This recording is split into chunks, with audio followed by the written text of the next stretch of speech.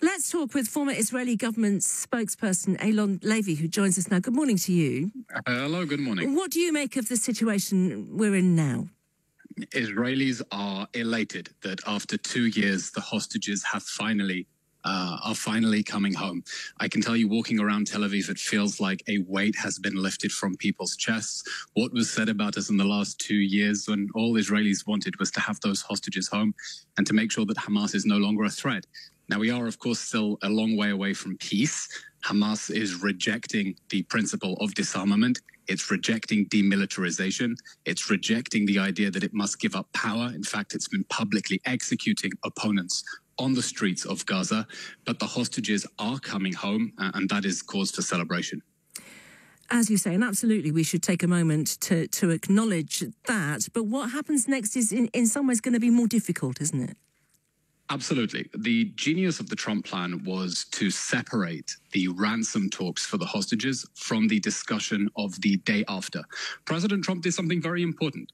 He said, I don't agree with plans that allow Hamas to keep half of the hostages as insurance for the day after. All the hostages have to come out now, immediately, in one go. That's critical. But the crisis is not over because, of course, Israel's goals since Hamas launched this war 2 years ago with the barbaric atrocities of the October 7th massacre, not only to bring the hostages home, but to make sure Hamas can never take hostages again. The first thing Hamas did after the massacre was to threaten to do October 7 1 million times until Israel is destroyed. Hamas is still the government of Gaza. Hamas still controls the territory of half of Gaza, where, as I said, it is executing opponents in the street, where it is beginning to clamp down, where it will try to rebuild its tunnels and its missiles. And so the critical thing now is the full enforcement of the Trump peace plan. It has to be enforced in full. Hamas must be disarmed. Gaza must be demilitarized. The society must be de-radicalized. Israel is now giving an option for that to happen through the diplomatic way. It will be difficult, but there is hope that the whole world has now finally isolated Hamas. And even its sponsors may be telling it, it's game over. You need to relinquish power. You need to give up your arms. Hopefully, we don't relapse into war. But if Hamas does not disarm and does not demilitarize, there are no illusions here. The next Gaza war would only be a matter of time. And we want this to have been the last Gaza war. We are hearing reports this morning of these aid trucks crossing into Gaza. The rebuilding effort that is going to be required is immense. Well, a lot of aid has gone in the course of the war. I think the number of trucks now is a red herring.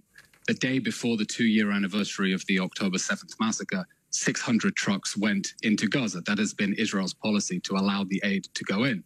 Reconstruction is something else because, of course, unless Hamas is removed from power, the reconstruction of Gaza means the reconstruction of Hamas. If concrete goes in to rebuild homes, the Hamas regime will hijack it to rebuild its tunnels underground and to rebuild its weapons factories. So there can be no reconstruction until Hamas is removed from power, or it will only prioritize rebuilding its war machine over civilian reconstruction. And for that reconstruction to be permanent, for there to be no risk of those homes getting destroyed in another war, Hamas must be removed from power under the Trump peace plan that the whole world has signed up to, so it can never drag us into another war and Gaza can truly enjoy peace.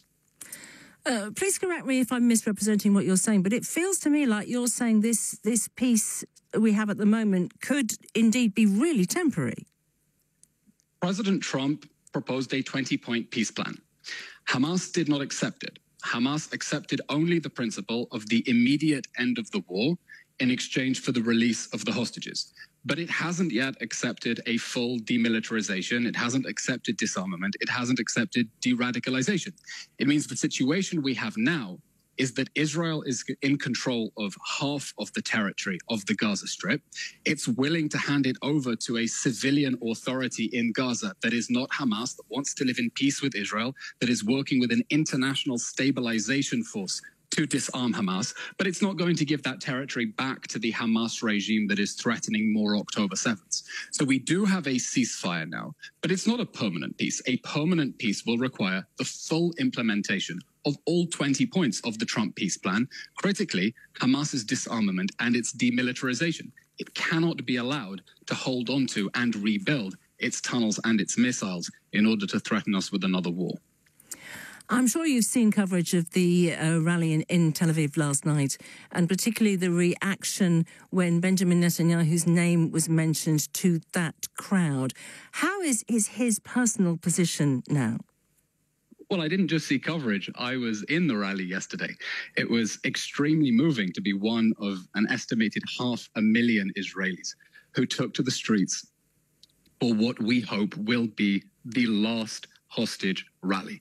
And I think it was a very moving moment to see the President of the United States in a circle on the stage, saluting Israeli society for its courage and resilience, coming week after week to fight for the hostages, thanking the soldiers of the IDF who put the military pressure on Hamas that made this possible. Yes, there was booing of the Prime Minister. My personal opinion is it was unfortunate and disrespectful, but I also think it distracts from the big picture. The big picture is that all the hostages are coming home. A weight has been lifted off the chest of Israeli society. As for the Prime Minister, Israel will have elections within the next year. He'll have to submit himself for re-election, and he'll have to pit two competing pressures. On the one hand, there will be pressure against him, saying he's responsible for the war because the October 7th massacre happened under his watch. On the other hand, he will try to present the achievements of this war, bringing the hostages home, destroying Iran's nuclear capabilities, eliminating Hamas's senior leadership, and it will be for the nation to decide in the next elections. Thank you so much for your time this morning. Eylon Levy, former Israeli government spokesperson, talking to us there.